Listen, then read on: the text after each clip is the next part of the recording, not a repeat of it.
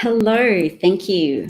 Welcome to anyone who has the liberty to join me. Today's preliminary question is, did Trump really say that he would slow down testing for a disease that is still wreaking havoc in American communities and in American families?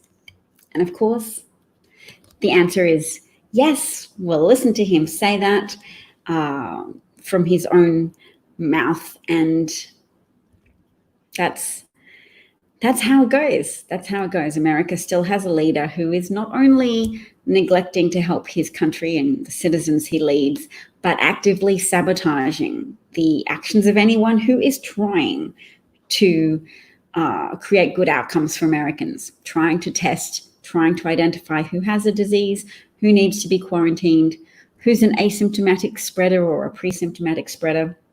Hi, Alan. Hi, Paul. Hi, Jeff. Thanks for joining. I've just been advised to start a new form of social media called Discord, where I'll be able to build a community, have special alerts that can ping when I post to YouTube or post to Periscope, and people can become involved in chats that are specific to certain topics. And I think it's got a lot of potential. So that's my administrative heads up. Let's now listen to Trump give voice to his admission of essentially negligently mass murdering tens of thousands of Americans. The most deceptive, lying president in history finally told the truth. Somehow, it was more shocking than all his deceptions. When you do testing to that extent, you're going to find more people, you're going to find more cases. So I said to my people, slow the testing down, please. Slow the testing down? Slow down our chance to save tens of thousands of lives. Slow down our understanding of where COVID is and how it's spreading. Slow down the steps to reopen the economy. Every single expert told him to test more and test faster. And now we know his response. Slow the testing down, please. That's why this November, more than ever, the choice is clear. It's America or Trump. Well, that is true. America or Trump. And hopefully reality is kicking in for enough people that's motivating people to register to vote and motivating people to collectively work together to overcome whatever obstacles Trump puts in the way of Americans having access to a free and fair election. Whatever work the Republican Party is doing to jeopardize your access to absentee ballots or to polling places, or being able to register to vote. There's lots of shenanigans they can pull between now and November, and I think we should rest fairly safely assured that they will. How are you all feeling about that? Because I've noticed that a lot of Americans are feeling increasingly negative. So let's have a look. The Corona Data US account, they are a nationally representative survey of American attitudes, opinions, and behaviors. And they show that since the pandemic began, Americans have become less likely to say that various US institutions are better than their counterparts in other nations. So the virus is not only cutting a swathe through the American population, but also through the collective American self-perception.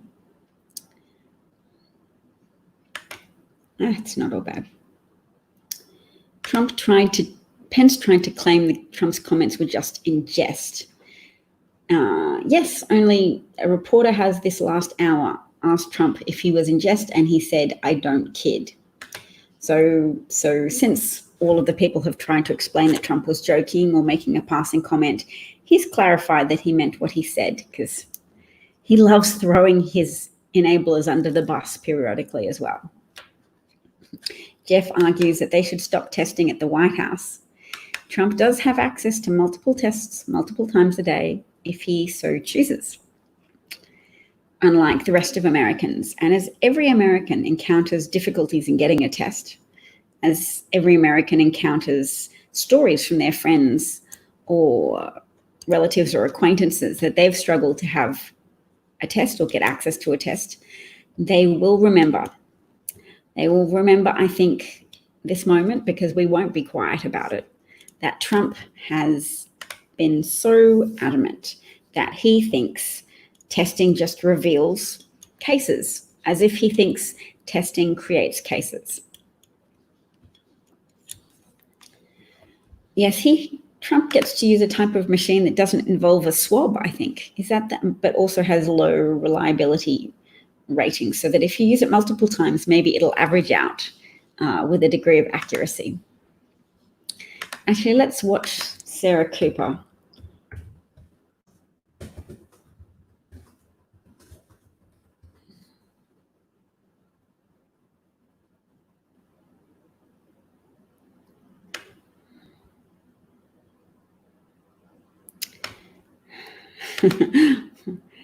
Wow, Bing is not the best search engine.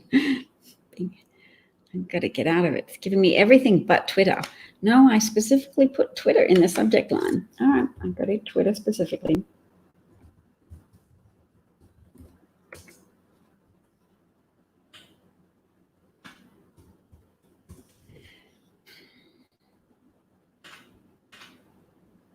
And once I'm in Twitter, it's pretty easy to access Sarah Cooper's stuff because millions of people are watching her.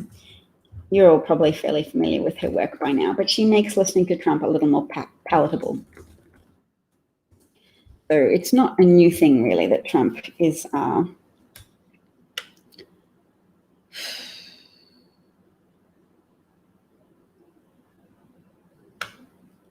look. Okay, first we'll watch Peter Navarro attempt to defend Trump and pretend that he was joking.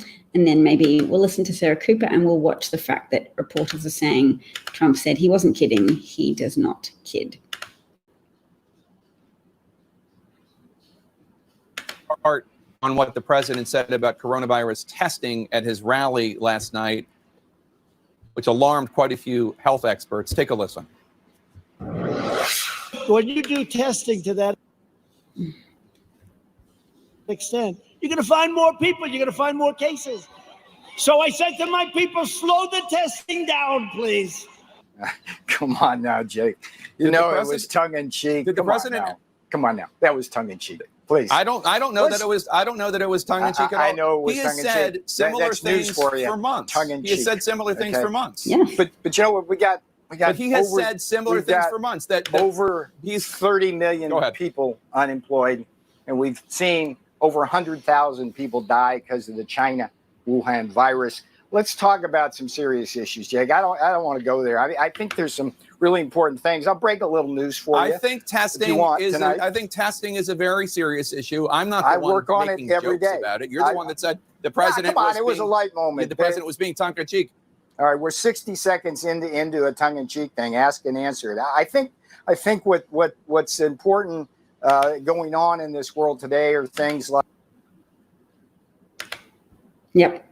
So there you go. The various ways in which Trump defenders try to pretend he's joking in order to get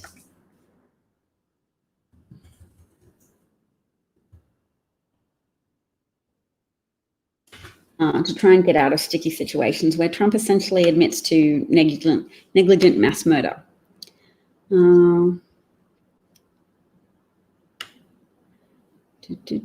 Just now, I asked the president if he was kidding when he said he told his people to slow down testing, which is how White House officials explained the comment. He said, "I don't kid." He also said again, testing is a double-edged sword, and praised the job the US has done. Now, someone in the comment section says, "I would say that all employees in the White House better start looking up words in the criminal statutes like aider, abettor, and accessory after the fact, and get criminal defense attorneys." Well, that would be nice, wouldn't it? It would be nice to believe that Trump will be held answerable for his crimes and that the administration will be held answerable for their crimes in aiding and abetting him and in jeopardizing the lives of Americans, which in many cases has led to fatalities, to family tragedies, etc. Oh, Brian's here as well. Hi, Brian.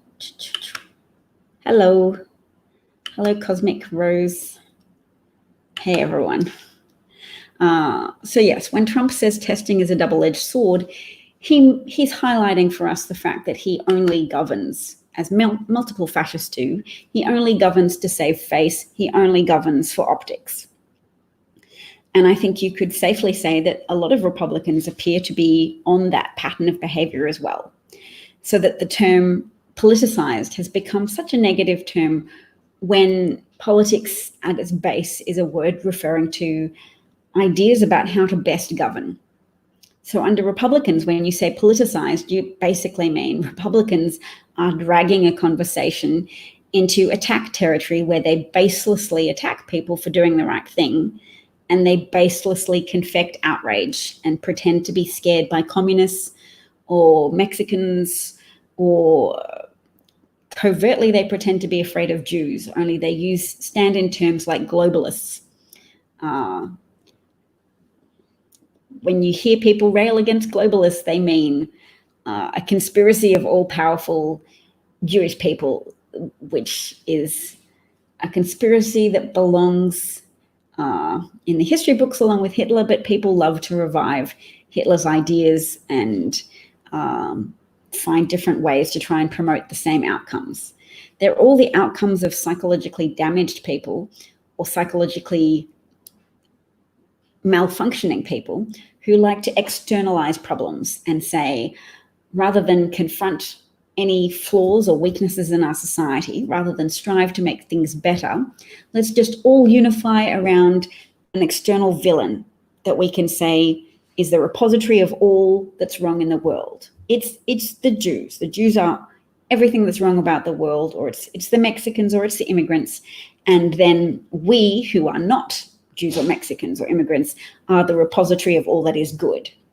And picking a team like that and making yourself the white side and the other side the black side. Although that analogy sounds kind of like it's perpetuating racism, so what else can I say? You make yourself the gold side and the other side the rusted side. I just want to move away from black and white analogies, because white people are not always the good side and shouldn't always be part of that analogy as the white knight or the good people. Of course, trying to change analogies and trying to change how things are done makes some people uneasy, and some people also get carried away with being bossy about it. So some people are uneasy by leftists trying to change things and trying to say some statues don't deserve to have positions in the center of public places where they are to be venerated. Why are there so many statues of Confederate generals in public places in America? It's just to keep people's hope alive that the Civil War can be refought and won by the Confederates. And Trump, as a Confederate president, is living proof of that nurtured and festering desire to relitigate and refight a battle in which the slave owners lost. And the people who made an arbitrary racial hierarchy to rationalize their cruelty and their cruel greed at the expense of other living human beings who were bought and sold and used and demeaned and punished and whipped and separated from family and never paid and never rewarded, and who are now treated as if they are tolerated in society and as if they don't deserve to be tolerated, when they are actually expecting that America will live up to its promise of having equal justice under the law.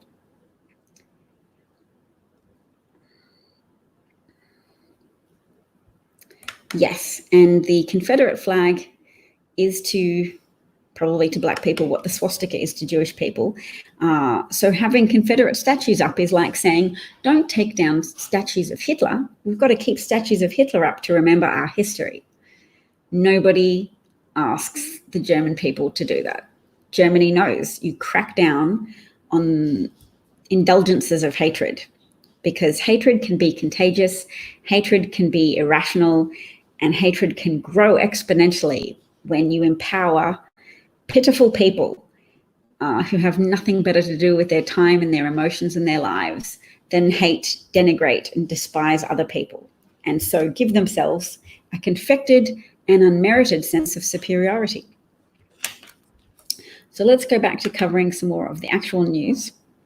So we've looked at the fact that Trump has confirmed within the last few hours that he was not kidding when he said testing should be slowed down. And he told his people to do that. The president is also trying to promote racism by sharing videos of crimes committed by Black people in order to feed into the confirmation bias that he knows is in the heart of a lot of Americans, because racism is a continuum and a lot of people are on it. And a lot of people do know that to a degree, there are lots of statistics that suggest Black people are incarcerated at a higher rate than white people. And you can blame Black people for that if you haven't actually looked into statistics associated with violent crime. So let's have a look at one factor that people often don't consider and is very important. Did removing lead from petrol spark a decline in crime? So this was published in 2014. A lot of people know about it, but it's not full grounded in public discussion. So many Western nations have experienced significant declines in crime in recent decades. But could the removal of lead from petrol explain that? So let's scroll down because there's a graph. Oh, yes, lead is a very potent neurotoxin. Its range of effects on the brain have been demonstrated through hundreds of different biological studies. Here we go. This is a graph showing you lead and violent crime in the US. So it's got a 20-year delay because you need 20 years of having lead removed from gasoline before you have new generations of people with less exposure to poisoning via lead. So here you have the violent crime statistics are in the darker color, the blue. And so here is lead levels. And then here in the red color is violent crime. And there's quite a significant matchup when you've placed those two different graphs over each other. But there's more confirmatory evidence. So the theory, the data for the lead theorists has become more and more detailed. So the people who first noticed that, an economist who first was concerned about the role of lead in relation to crime, and his supporters, they predicted that crime would fall in other nations 20 years after the banning of leaded petrol. And their theory appears to have played out in Europe as well as in the United States. So leaded petrol was removed from British engines later than in North America, and the crime rate in the UK began to fall later than in the US and Canada. Lead theorists say that data they've collated and calculated from each nation shows the same 20-year trend. The sooner lead is removed, I'll make it bigger so you can see. The sooner lead is removed from the environment, the sooner crime will begin to fall. Dr. Bernard Gesch says the data now suggests that lead could account for as much as 90% of the changing crime rate during the 20th century across all of the world. A lot of people would say that correlation isn't causation, but it seems that the more the exposure, the more extreme the behavior. I'm certainly not saying that lead is the only explanation for why crime is falling, but it is certainly the most pervasive. Unless someone is telling us that the brain is not involved in decision-making, then lead has to be relevant to crime. So the story goes on to ask, why isn't this theory universally accepted? And I would suggest, without even reading that racism accounts for one of the reasons why people don't want to believe that lead could be implicated in crime, and that removing lead from petrol is correlated with a 20-year lag decline in crime as each nation hops on the bandwagon of removing lead from petrol. And then I have another article to share with you that will potentially shock you. Well, it did me. So here is an article that says lead poisoning reveals environmental racism in the US. So a recent study shows that being Black is a bigger risk factor for lead poisoning than poverty or poor housing. And colorblind health policy has exacerbated the environmental injustice. Environmental injustice isn't a very effective word, really, or phrase, because it suggests that it's the environment which is being treated unjustly, but it's not. Okay. So reports that the new coronavirus is disproportionately killing African Americans in the United States are no surprise to the country's public health researchers. Dozens of other public health threats, from polluted water in Flint, Michigan, to parasites like hookworm in Alabama, have shown that African Americans are more exposed to environmental dangers and ill health than white Americans. But a study into one of the most enduring of these threats, lead poisoning amongst children, provides a new measure of what many say is the toxic effect of systemic racism in the US. There is no safe level of lead in the blood, which means even trace amounts can damage brain cells. But it is particularly dangerous for children in their preschool years when it can disrupt brain development. Overall, the US Centers for Disease Control estimates that around 2.5% of children aged between 0 and 6 in the country have an elevated blood lead level. But this is the kicker. Okay. Using publicly available data from collected by the CDC from a representative sample of thousands of children aged 1 to 5 over an 11-year period, the study, published in February by the International Journal of Environmental Research and Public Health, found that Black children living below the US federal poverty level are 4 times as likely to have elevated levels of lead in their blood than poor white or Hispanic children. So you can't just say it's poverty, because Black poor children have 4 times more likely to have elevated level of lead in their blood than poor white children or poor Hispanic children. Statistically, the increased risk of lead poisoning associated with being Black persists even when you correct for all other factors, from poverty to education levels to the presence of smokers in the home to quality of housing. A lot of people had been saying, oh, poor Black children are just more at risk because they're more likely to be poor, said study co-author Deniz Dersim-Yeter.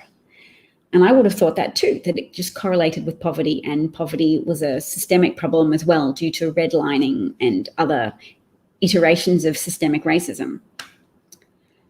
Yeter was astounded by the results of their 3-year analysis. I knew it was bad, but I was expecting something like a marginal increase, something statistically significant, but not 2 to 6 times higher, they told this publication. That is obscene. The social condition of being Black in America is a bigger risk than living in an old house. Maybe, why? Why is that?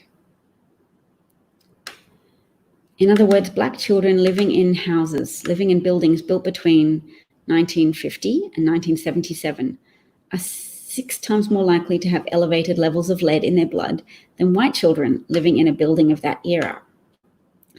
The date is important. The US began putting restrictions on the lead content of paint in 1977, but leaded paint was never systematically removed from old buildings. And the US Department of Housing estimates that over 3.6 million homes housing children still contain lead hazards. So maybe, just maybe, officials were less motivated to systematically remove lead from buildings where Black communities existed. exist? It's so bad, Yetta said. It deteriorates. It's little pieces of dust. You inhale it. Kids touch stuff, touch their mouths, absorb it. Before the 1950s, it used to be so bad that kids would go into seizures, go to the hospital and die because there was so much lead in their blood. I haven't looked at comments for a while, but are you interested in this? But Brian, it's beyond that. It's not just poor areas, because the buildings have been better maintained in white areas, because poor Black children have a 4 times higher risk of having elevated lead levels than poor white children. And it's even regardless of where they live. I mean, what type of housing, how old the housing is, and how, whether the parents are smokers, whether anything, it's Black communities. Your house has lead paint beneath the other layers. It was built in the 50s. It was found in Massachusetts that lead abate by removal was more dangerous than encapsulating. I don't know what either of those things mean, but I'll hopefully find out. So the figures that Yetta unearthed aren't surprising to community workers in areas where lead poisoning is just one of the many health hazards that African Americans face. You just have to look around you, said Kinza Pointer, pastor and health campaigner in an overwhelmingly African American community in Buffalo, New York City, a city where most of the housing is older than 1978, and 40% of the children tested in 2016 had an elevated blood lead level. Buffalo is a prime example of the effects of redlining, the exclusion of Black people in the US from everything from insurance to grocery stores, which offers a clue to how racism leads to poor health. Pointer said that in the neighborhood he serves, the nearest supermarket selling fresh fruit and vegetables is over 5 miles away, and 60% of people don't own their own transport. So tell me more about the lead. Redlining also, access to food deserts are also a problem, yes. But why? Why is there a 400% increased likelihood that poor Black children will have elevated lead levels relative to poor white or poor Hispanic children? 42% of African Americans own their homes, okay, compared to 68% of white Americans. When renters receive a letter from health authorities warning their building is contaminated, the expectation is for them to either move or get their landlord to remediate the issue. Confronting your landlord can be more fraught for Black people.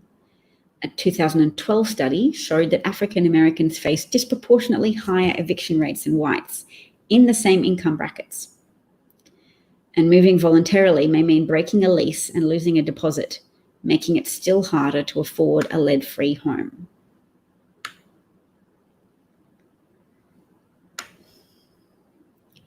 Racism has always been a part of why lead poisoning has been tolerated. This is David Rosner, the co-author of the 2014 book Lead Wars, which traces the post-war history of lead poisoning. As he explained after the war, the Lead Industries Association even tried to blame Black parents for letting their children eat paint. One 1956 letter showed the Lead Industries Association arguing to government that lead poisoning was a problem of educating the parents, but most of the cases are in Negro and Puerto Rican families, and how does one tackle that job? Because they're catering to people who have a pre-existing confirmation bias that will let them believe negative things of Black people or Hispanic people, Puerto Rican people, and will believe that those parents let their children eat paint. And therefore they shouldn't have to invest in remediating the problem of lead contamination, because how can you educate parents to stop their children from eating paint? With their study, Yetta wants to show that hidden structural racism can be just as dangerous, and that colorblind public health screening only exacerbates the problem. Currently, blood lead screening is recommended where children live in old buildings or belong to a certain economic class. Yetta says not addressing race too blinds authorities to the endemic discrimination. If you're ignoring Black race as a leading risk factor, you're leaving so many Black kids at far greater risk out of the local, state, and federal response. To act like there's no politics behind people being at risk or what causes that or how to solve that, it's political.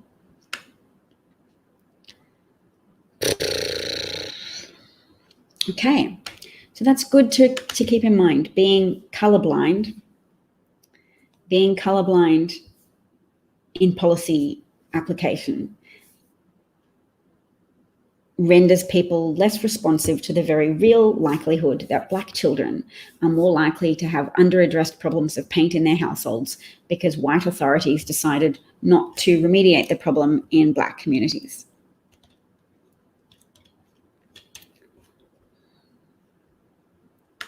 So yes, it is possible for children to eat paint. It gets under their fingernails, it gets things, but it's not a specific likelihood that Black parents encourage Black children to eat paint.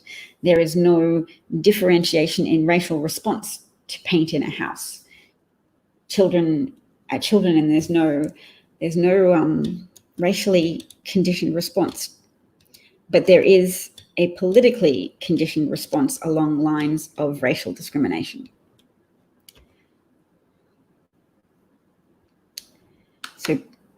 So Brian's messaged me a video RE redlining that's eye-opening.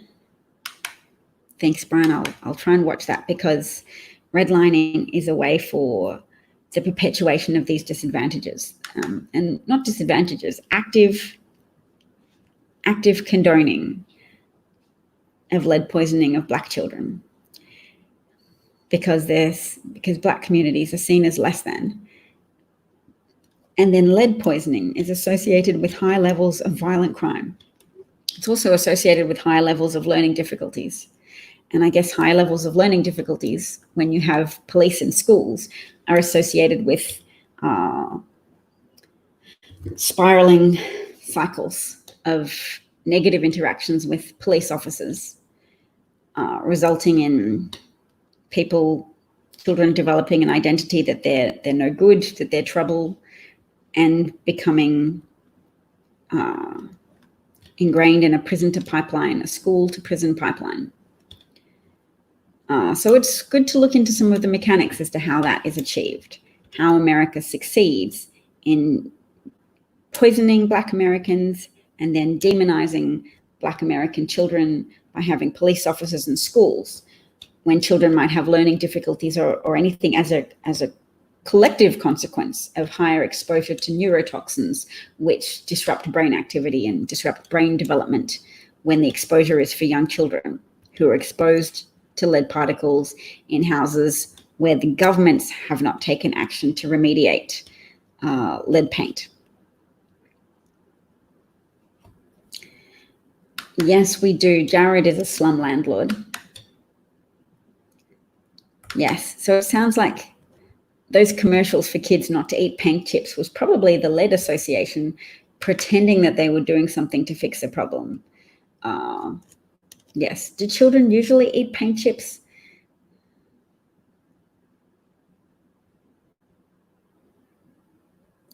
What's the Pika balloon? Okay. So yes, they showed you commercials to not eat paint chips, but it was probably a placatory measure to pretend that they were taking action to protect you. Fine to tell people not to eat paint chips, but really a needed investment for people to remediate lead in houses. All houses sold now that were built before 1979 have to be tested for lead paint. Millions of gallons of paint were manufactured. So you're suggesting that the lead paint was used even though some people were aware of the dangers. Yep.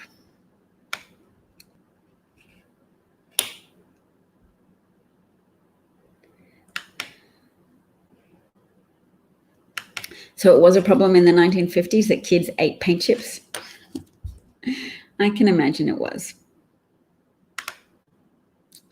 But I doubt that it would have been a problem restricted to communities along racial lines, as the lead industry was arguing.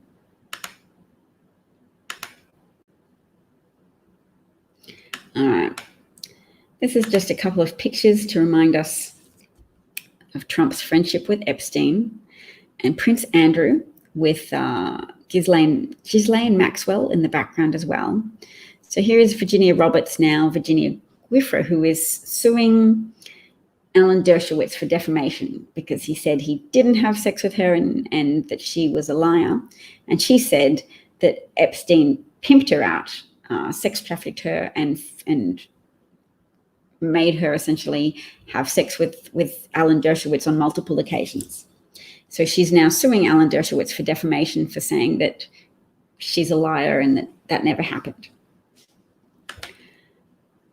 Here is the Southern District of New York criticizing Prince Andrew. And this is important. So we look at the picture of Prince Andrew with a then 17-year-old girl who now says she was prostituted by Jeffrey Epstein, sex trafficked, was a victim of essentially grooming and exploitation into child prostitution.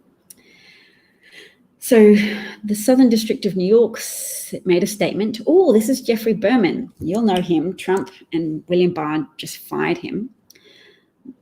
But at this point, so I don't know when that was made, but at that point they said today, I think it was about 3 weeks ago, today Prince Andrew yet again sought to falsely portray himself to the public as eager and willing to cooperate with an ongoing federal criminal investigation into sex trafficking and related offenses committed by Jeffrey Epstein and his associates, even though the prince has not given an interview to federal authorities, has repeatedly declined our request to schedule such an interview, and nearly 4 months ago informed us unequivocally through this very same counsel who issued today's release that he would not come in for such an interview. If Prince Andrew is in fact serious about cooperating with the ongoing federal investigation, our doors remain open and we await word of when we should expect him. So that's Prince Andrew, this dude here with this girl here who is now older, a mother. She lives in Australia actually, and she has been quite bold in standing up to say, hold Epstein accountable and also hold the powerful men who took advantage of her as a child sex trafficking victim. So in case you're wondering why Dershowitz went on Twitter this morning to make some slightly non sequitur sounding statements, he lit up his Twitter again this morning. It's because he's due on a conference call today at 2 p.m.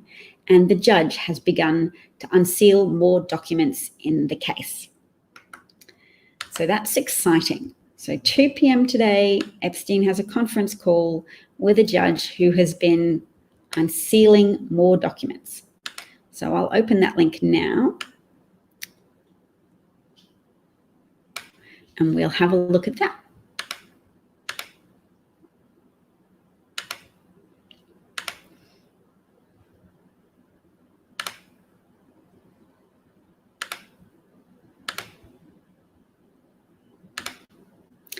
Oops, nope, wrong one.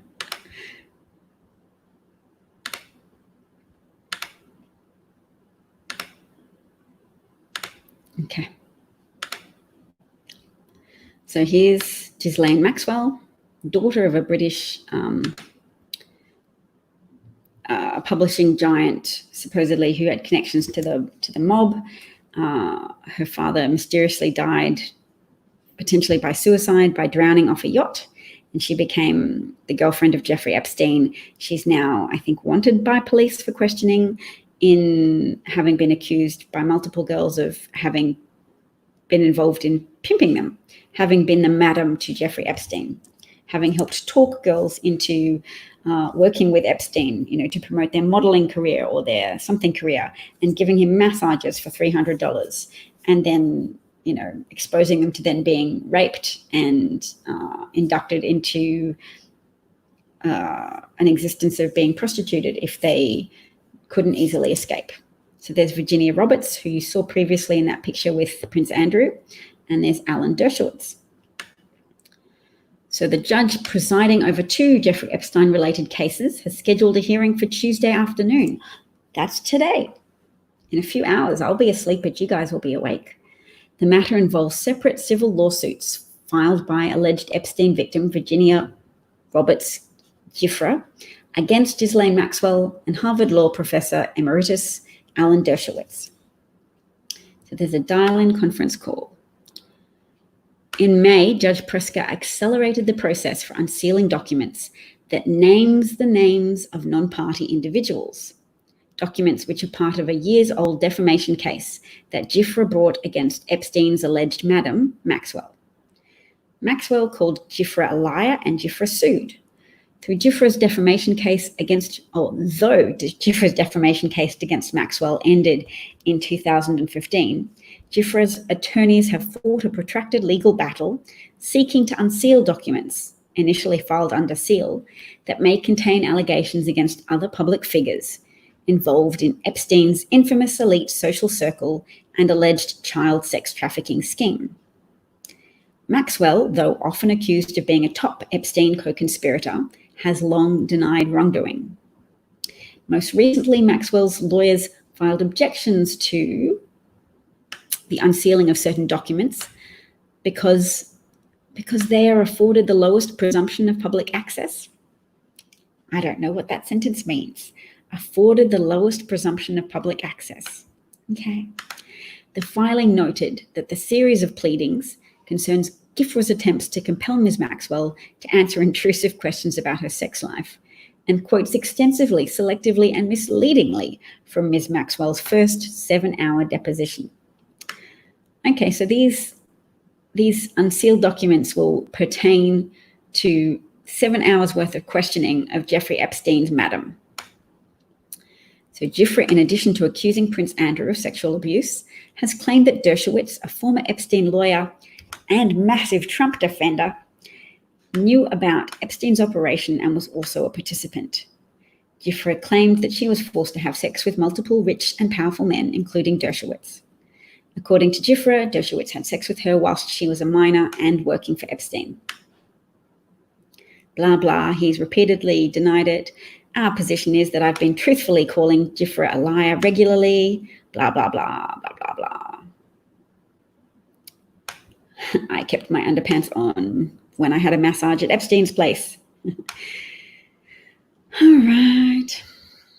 Dershowitz said he was never in Epstein's residence in the presence of underage females, never met or had sex with her, blah, blah, blah.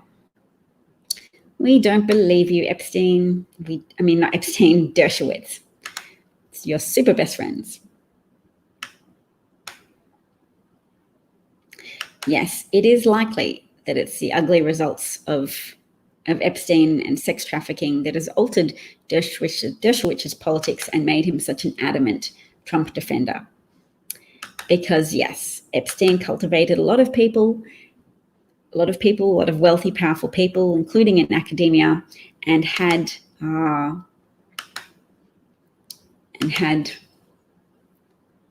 lots of cameras installed in his mansion. Yes, pica is a disease that causes a person to eat plaster paint chips. It's more general than that, actually. Women are often said to have pica when they're compelled to eat clay or just things that aren't normally considered foodstuffs.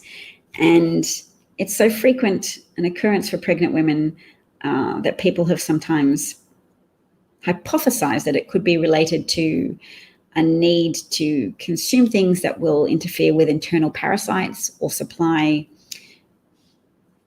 nutrients that are missing in somebody's life. Needs to be a hashtag and list everyone involved. Oh, yes. Infants teething on windowsills, yes. Yes. Non-nutritional items. Some people with emotional disturbances are probably more prone to it than others, but pregnant women may have an organic reason to do so. I didn't eat anything weird on the 2 occasions that I've been pregnant, but I can still imagine it fairly easily affecting people because pregnant women certainly do get cravings for things. All right. Oh, darn it, I'm going to go to bed soon. Trump made getting a test difficult, and he's about to do the same thing with mail-in ballots. So yes, there's lots of room for volunteering with electoral observers, and there's more than a vote, which is the campaign by LeBron James to enroll and register voters. So we know there's a lot of appetite for change out there, and I think a lot of young people will be taking that step to enroll and to register, but we can help them. People who are part of the coalition of the decent need to keep looking for themselves how to best help, how to best use their energies to help defend the integrity of the election from Trump, how to mitigate against all the very concerted efforts from the Republican Party to suppress the access of Black people from voting, because they don't want Black people to have access to power. They don't want Black people to have access to equal justice under the law, or reparations, or lead removed effectively from their houses. This is a picture of the Reverend who was driven off the patio at St. John's. I've been hearing more about how politically damaging that was for Trump, that it was a very unpopular move, that he forcibly had the protesters moved with tear gas and pepper balls and armed police riot police hitting journalists in the stomach and in the chest with their shields and their fists. So Reverend Ginny Jabassi, thank you for going on the record. She said, "We were driven off the patio at St. John's, a place of peace and respite and medical care throughout the day, so Trump could have a photo opportunity in front of the church. He would have had to step over the medical supplies we left behind because we were being tear gassed. People were hurt so that he could pose in front of the church with a Bible. I am deeply offended, but I am now a force to be reckoned with." And that's excellent, because that's what we need. People stepping up to become a force to be reckoned with.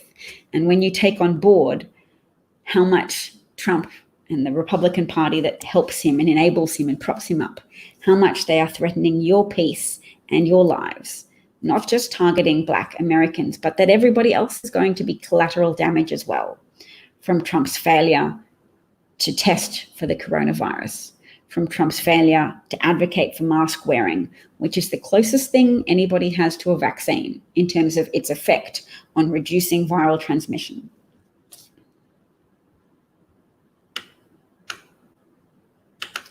At this point, most of the things that Trump is doing are politically damaging, yes, because he's desperate and cornered.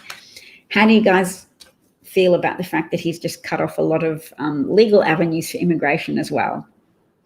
I'll have to say that it's not likely. I can't come to the US anymore. I can't come. But I wish you all good luck. And to be honest, there's a little bit of relief that that I'm not walking into a situation where the coronavirus is so uncontrolled and we don't entirely know what Trump will do in response to being defeated in the election, or we don't know how far he'll go to prevent that likely defeat. And Sheldon's saying we are underestimating the madness to which these Republicans will go. Yes.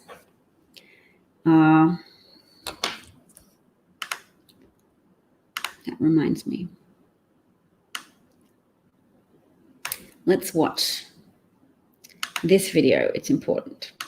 Kamala Harris and Cory Booker are going to take steps to address police brutality. And some people have been so primed and conditioned by just very endemic racist propaganda that says it's okay for Black people to be unfairly targeted by police, unfairly stopped, disproportionately stopped for driving cars, and that that frequency of stopping reduces at nighttime becomes more racially balanced when police can't tell. The lights are not good enough to be able to see if they're stopping a black person or a white person. So that really does tell you that it is that perceptual bias that drives a lot of police behavior. And that we also have to account for environmental racism as well, being a push factor for crime amongst communities where their children have grown up with brain poison that affects their decision-making abilities. And that might not be a popular thing to say with people, but it's more acknowledged now by policymakers that taking out lead from petrol reduces the violent crime rate. And we can extrapolate from that further and say taking lead out of petrol reduces learning difficulties from people who are disproportionately exposed to lead poisoning.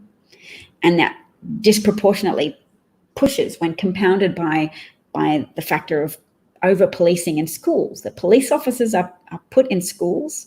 I've never heard of such a thing until I heard about it happening in America, that you have police officers in schools, and those police officers then arrest children, put them in the system, and psychologically stamp them with the conviction that they are not the same as their peers or their classmates who haven't had a police officer called because they acted out in class in some way. Anyway, let's watch this video. It's 3 minutes long, but it's worth it.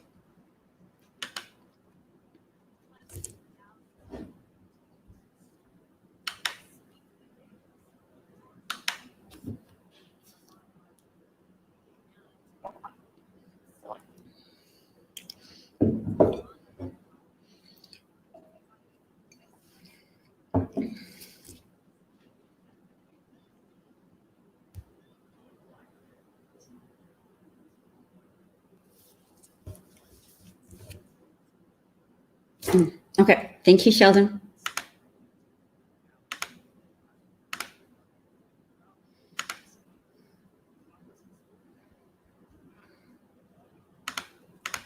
Okay, sound is important. Thank you for being so quick off the mark and letting me know, everybody.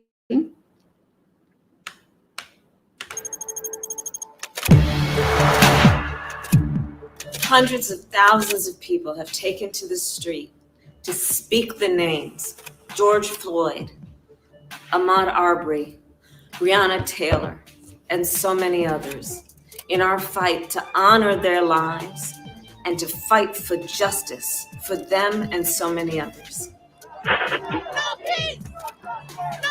Black men are 2.5 times more likely to be killed in their lifetime by police officers than white men. For too long, this has been accepted as a cruel reality of being Black in America. And throughout our history, Congress has failed to act. Law enforcement should not be shielded from accountability when they violate someone's rights.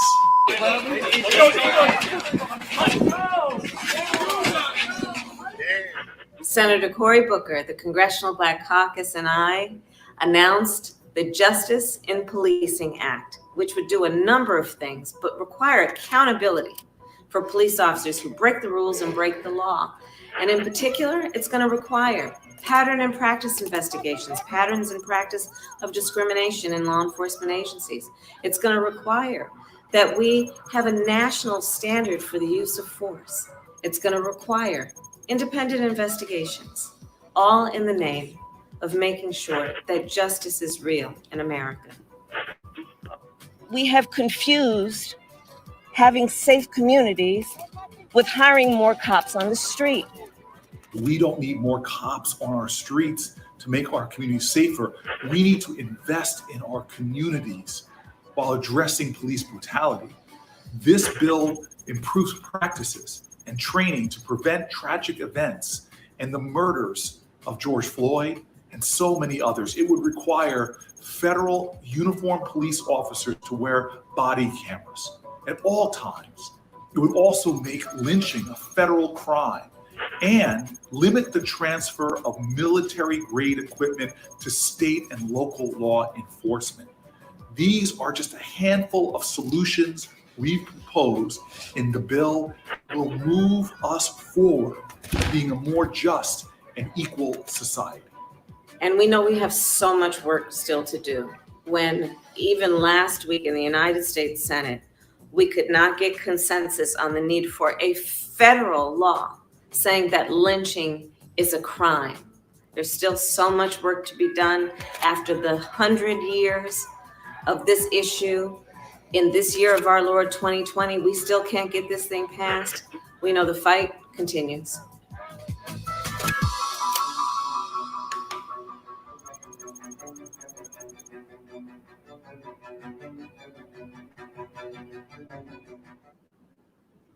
It's good. Look at that. Well made. Blending statistics and footage and some things that people agree on, that people agree that there should be body cameras, there should be increased police accountability, there should be independent investigations so that police aren't investigating themselves and finding their peers and colleagues to be innocent of any wrongdoing. Because there is a thin blue line and it doesn't always work for the public good. And if you've seen the address, the issue recently of the police officers who may have had some milkshakes that they didn't like the taste of from Shake Shack, but who ordered using an app, and the shakes were ready for them when they picked up their strawberry and cherry and vanilla shakes, and then potentially told a lieutenant that they didn't like the taste of their shakes, but they didn't feel sick and they didn't vomit, but they were still taken to hospital, and their lieutenant still put out a press release saying that they were deliberately poisoned by employees at the Shake Shack. That police were so happy to run with that idea, and police unions were so happy to disseminate that idea, that police were being targeted with bleach in an attempt to kill them, and that the hospitalization had been required. They were so happy to push that lie on people, knowing that once it's out there, right-wing groups will take an idea and run with it. And their little festering channels on Facebook and Twitter will keep telling themselves that that happened, that that was real, that police are under threat from fast food employees putting their jobs and their livelihoods and their lives at risk by openly trying to poison police officers. It was a lie, and I don't even know if their shakes had anything wrong with them even to begin with, or if it was a complete plot from the very beginning to try and frame Shake Shack employees, or if they did legitimately have something that just tasted slightly off about their shakes, and it then got carried away into a plot to deceive the public. But there was never a need to hospitalize police officers. Police officers were never sick, were never poisoned. And that it's part of a pattern of police officers having deliberately manufactured situations, of having written pig on their own cups to pretend that they're being persecuted by fast food employees at McDonald's, at Wendy's, wherever. A pattern of fabricating things for sympathy. And why do they need to fabricate things for our sympathy? Because they want us to forget that they kill people. Mostly Black people, but also white people. And in total numbers, actually, mostly white people. But in per capita numbers, yes, disproportionately Black people that comprise a mere 13% of the population, but twice that amount for deaths at the hands of police officers. Yes, one hopes that we can keep up the pressure to get that legislation passed in the House and then in the Senate. And if not now, then for Democrats to take control of the Senate. And for Democrats to never forget again that Congress makes laws, and you need control of the House and the Senate if you're going to prevent Republicans from sabotaging legislation for the public good. That Republicans can't be trusted to fulfill a pro-social role of acting as a check or a balance to tax collection initiatives. Republicans should be a sensible counterbalance to say, let's not overtax people. Let's make sure we always spend money effectively on evidence-based schemes and not just get carried away with trying to do good, because trying to do good must be done responsibly and effectively as possible. But instead, you have a Republican Party that makes a lot of noise about being responsible and then takes a lot of money from the NRA and sabotages legislation for the public good, sabotages national background check legislation, sabotages gun safety measures, sabotages even an anti-lynching bill being passed through the Senate to make lynching a federal crime, because Rand Paul, Republican Senator Rand Paul, stopped that from passing. And it's so important not to just deride Congress as if it is in and of itself a bad institution. It's a powerful institution with the power to do good. And if you don't specifically say the Republican Party is stopping legislation, the Republican Party is holding things up, and we don't address who is sabotaging things, then we don't get the results we need, because the public just becomes generally afflicted with a malaise about politics, doesn't turn up to midterm elections to just vote for senators or Congress people, and just puts all their emotional eggs in the bucket of a president. And Obama couldn't do a lot of things because Democrats didn't turn out in sufficient quantities at midterm elections. Never let anybody forget it. Never let anybody forget that midterm elections are key for Democrats, and we have to have the same fervor for turning out that Republicans have when they turn out to vote to protect their property, to vote for people who they think will result in less taxes being collected. Check this out. Matt Rogers of the account Politidope. He's here. He's an aide to he's a chief of staff to a state senator in which state? I've forgotten. Somebody. Michigan? Anyway, he likes to convert polling data into electoral college format. So this is what Trump's standing amongst independent voters, not all voters, independent voters in every state, converted into electoral college format. So the holdouts then would be Missouri, Arkansas, Tennessee, Kentucky, West Virginia, and North Dakota. And everywhere else would be blue if it was just independents who were making the critical difference. And independent voters do make the critical difference, because the number of rusted on Democrats and the number of rusted on Republicans is fairly equivalent. And a lot of independents typically lean Republican, but they just like to pretend to pollsters and themselves that they could swing either way, and they can. They can, and for pollsters right now, they are saying no to Trump, no to Trump. Look at this referendum, essentially. Well, it is a referendum. This is Trump's approval rating, as if it's guaranteed to manifest itself in votes, which it's not. But look at this map. Does that feel cheerful for you? To me, it's not entirely cheerful. It's hopeful.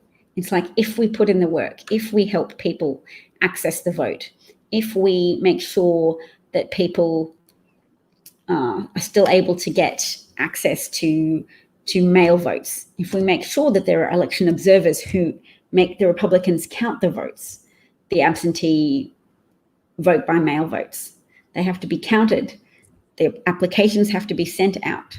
They will do every kind of shenanigan they have, but if the independents are soundly rejecting Republicans, it makes it less easy for them. So it could be a barn burner of a race in South Dakota and Mississippi. That would be exciting. Oh, Dr. Fauci's trending because he's cautiously optimistic that a COVID-19 vaccine will happen. There's no point being cautiously optimistic. That feels like he's just catering to Trump, saying, whatever, don't look too closely at what I'm doing, because at some point soon, I will make a vaccine happen for you. It'll happen because I'm willing it into existence. I'm so powerful. We don't need testing. We need a vaccine. Let's not talk so much about hydroxychloroquine, because I said it was a miracle drug and you should all take it. But, let's not talk about whether you should or shouldn't anymore. What have you got to lose? Moving on from that, vaccine soon. Everything's going to be great soon. Just vote for me because I'm so great with the economy. Ignore the manufacturing recession. Ignore the tariff wars that have devastated farming communities, that have made small farms go out of business no end. Ignore what I did to the manufacturing sector, which contributes to a lot of jobs in those battleground states where I really need those independent voters to support me, in Michigan, in Wisconsin, in Pennsylvania. Ignore what I did. Don't remember the $28 billion in public money that I gave to farmers to cover up what I did to their trading relationships. with China, with Canada, with Mexico. Ignore that. Breonna Taylor is also trending because people are not being quiet about the fact that she was murdered in her house by police officers who came in at 1 o'clock in the morning and battered her door down with a battering ram.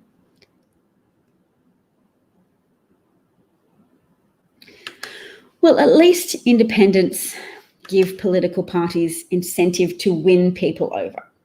Their independents are people whose support cannot be counted on. So I like having a degree of flexibility in the system. So I don't mind them. Kentucky has closed numerous polling locations, yes. I've heard that half of the Black population in Kentucky has access to one polling station. So it's about 600,000 people, one polling station.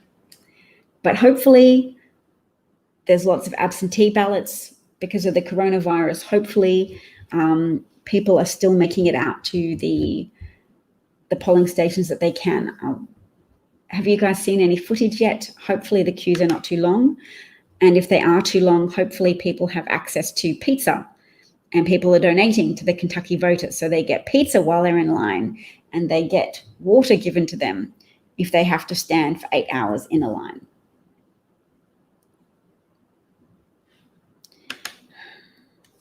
Well, I'm not arguing it is a game. I'm arguing that there is some political value to having voters with the capacity to change their mind in response to corruption. So who don't just say, I'm a Democrat because Democrats always have good policies, but who can say, oh, I see a leader, regardless of their party affiliation, they are behaving badly, they are behaving corruptly, I will vote for the non-corrupt candidate. Yes, or didn't I say 600,000? I meant to say 600,000. I don't think you're getting my point so much, but that's okay. Let's look at this organization, vote.org. That's a good one to share. It's how you can register to vote, check your registration status, get your absentee ballot.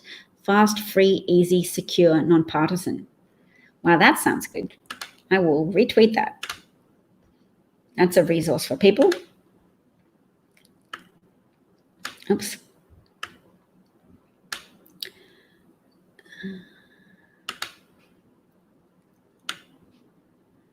So some people are still waiting to receive even one dime from unemployment. I think that's a protracted problem and a particular problem in red states, isn't it? I don't like that water. Okay, the unemployment line in Kentucky was 8 hours long. The website was trash. Florida's unemployment website was built to time out and with glitches to artificially deflate numbers. Let's have a look. 8 hours long to talk to somebody about getting unemployment benefits in Kentucky. That's a long queue.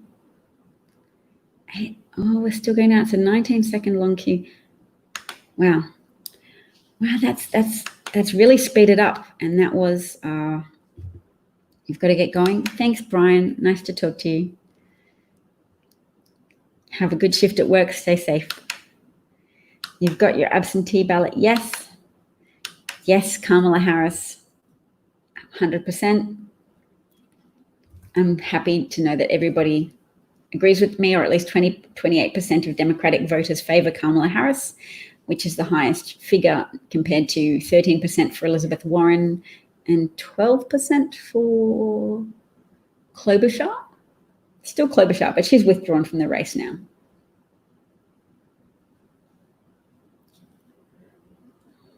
Okay, they had a misprint for the next town. Goodness.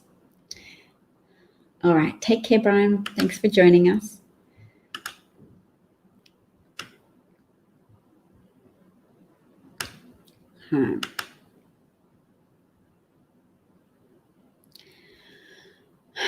Well, Biden's a candidate, so no point whinging about whether Kamala could be the candidate or not. Yes, she's great. She would be a great candidate, but not safe to run with a woman as candidate in an election that has an electoral college system which disproportionately gives power to less socially progressive people in rural areas.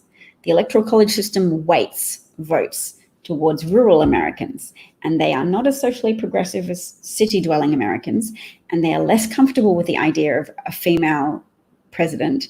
And I don't know if you noticed what happened in 2016, but a terrible candidate, President Trump, lost the popular vote to a competent woman, but still managed to squeeze out an Electoral College victory.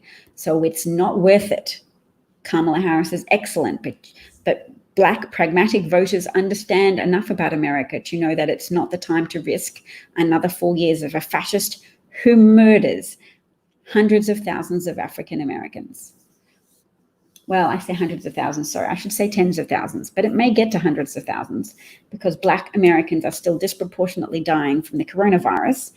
And he is not addressing the crisis in part because he doesn't care what happens to Black Americans. He is quite happy for them to die in the same way that he's quite happy to exclude legal immigrants. He likes to victimize certain groups, and that makes his base happy. The kind of people who, when Trump shut down the government, said he's not hurting the people he's supposed to be hurting. Have a look in Texas, because I think Florida and Texas and Arizona are pushing up American statistics because that is where some of the biggest spikes are occurring. Texas Children's Hospital now forced to accept adult patients due to coronavirus case overflow, all while conservatives who are complicit with Trump still pretend that hospitals aren't full. So the Children's Hospital in Texas is admitting adult patients because there's pandemic overflow. Someone else is saying same happened in New Jersey. Pediatric units converted constantly around the state since they were typically empty.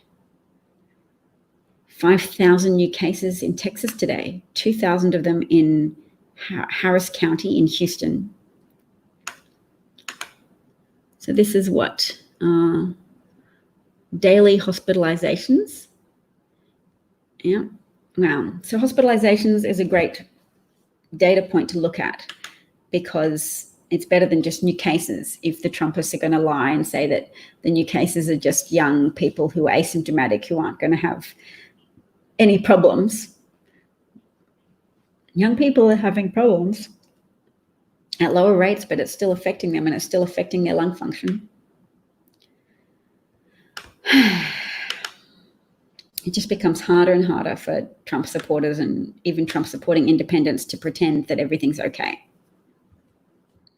This is a great quote. Just because it starts with young people doesn't mean it will stay with young people, i.e. infected young people also infect other people, which is why high rates of infection in young people isn't something to feel glad about. It just means there will be a lag and then there will be more elderly and more vulnerable people infected as well. And the more people that are infected, the greater total number of people who will die and the greater total number of people who will live with potentially lifelong impacts of this disease.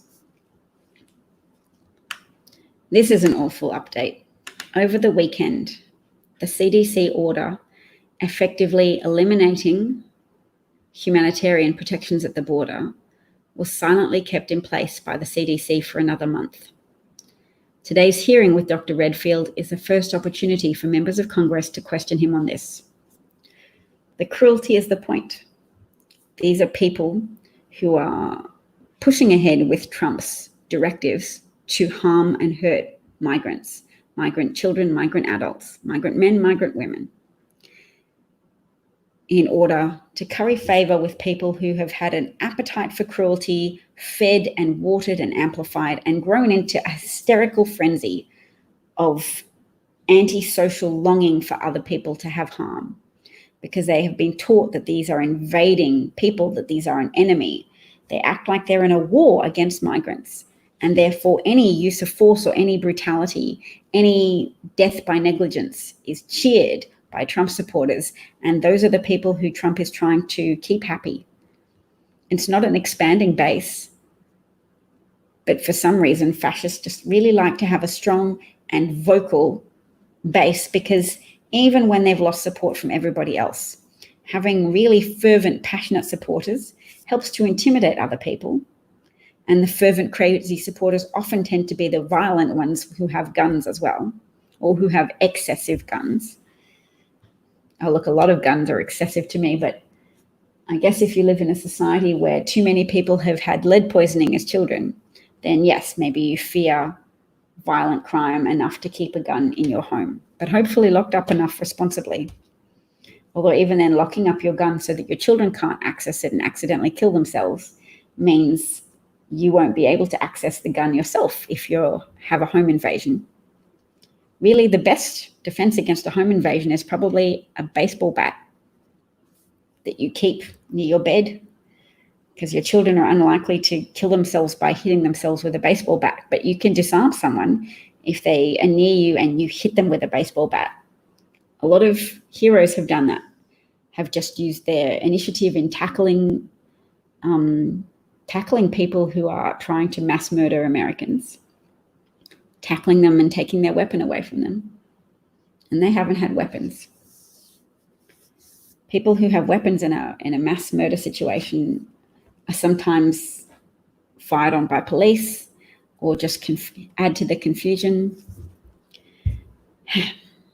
All right. I'm sad about the migrants. This is a very important point that I want people to take home with them. If you use a bat, put a sock in it. Why should you put a sock on it? Does that help?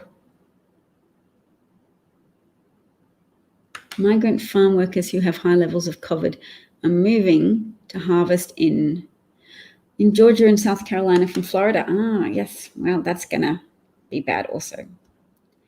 Then when the intruder grabs it, the slock sides off and you get another shot. Ah, we're learning tips here. When Obama said the word needs more California, does CA stand for California? You took it to heart.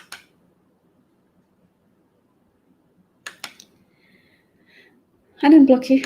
Sorry, you got blocked. All right. So Rachel Bytekofer, who's an election analyst, she's got a YouTube channel now. I haven't had time to watch yet, but she's also working with Project Lincoln.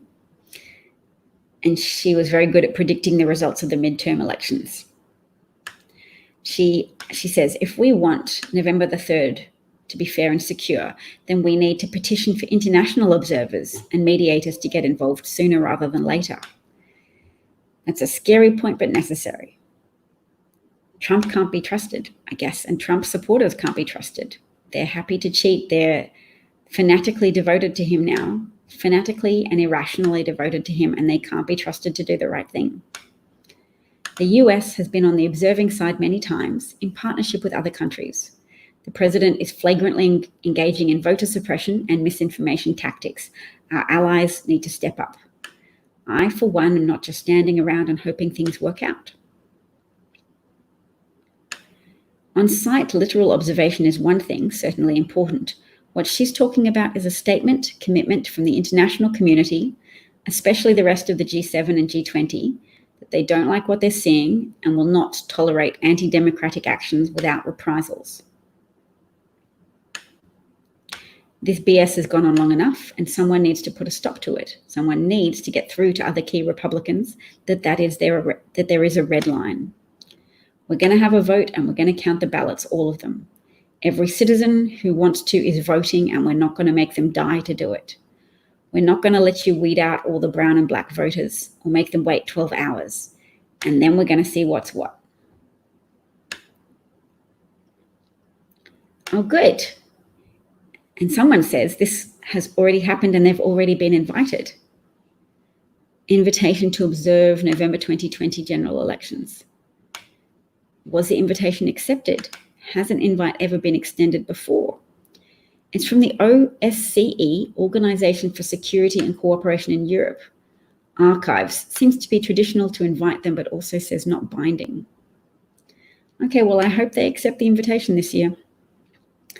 That sounds like the people to work to. I'm going to retweet it so that if anybody wants access to that organization, so we can contact them and ask them and say it really is very important that you come or that you make a commitment to observe this election and to to think of consequences if there is an escalation or even a continuation of the already anti-democratic measures that Trump is taking, i.e. telling people that mail-in voting is fraud.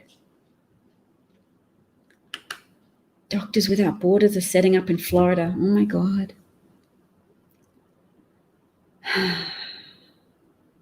All right. Lordy. Médecins Sans Frontières. That's an organization that typically has to go to third world countries to help them when there's natural disasters. But Trump has manufactured a natural disaster by under-responding to COVID. You would like to make an appointment with who? An invitation with that organization? Or with Médecins Sans Frontières, with Doctors Without Borders? All right.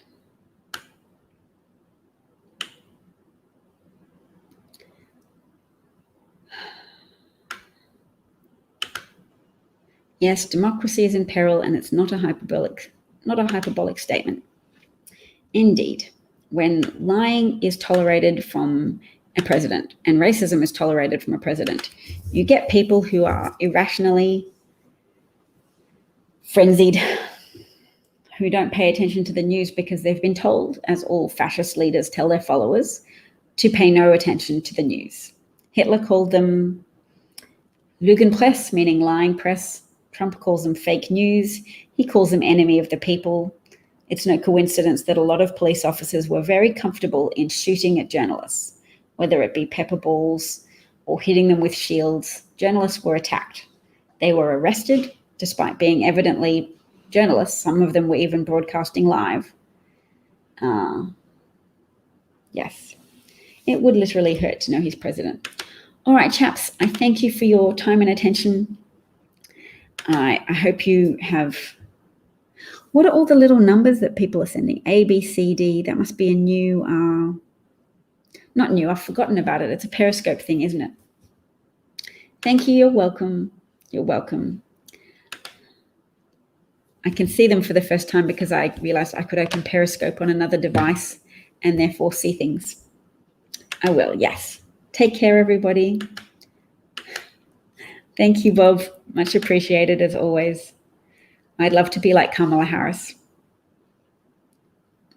That's a good dream. Thank you, Alan. Thank you for your support and encouragement. Thank you, everyone. Thank you, Sheldon. Who else have we got? Paul. Thank you, Paul. Thank you, XX1013. Take care. Have a good day. Bye. You're going to power wash your house. Good luck. Have fun.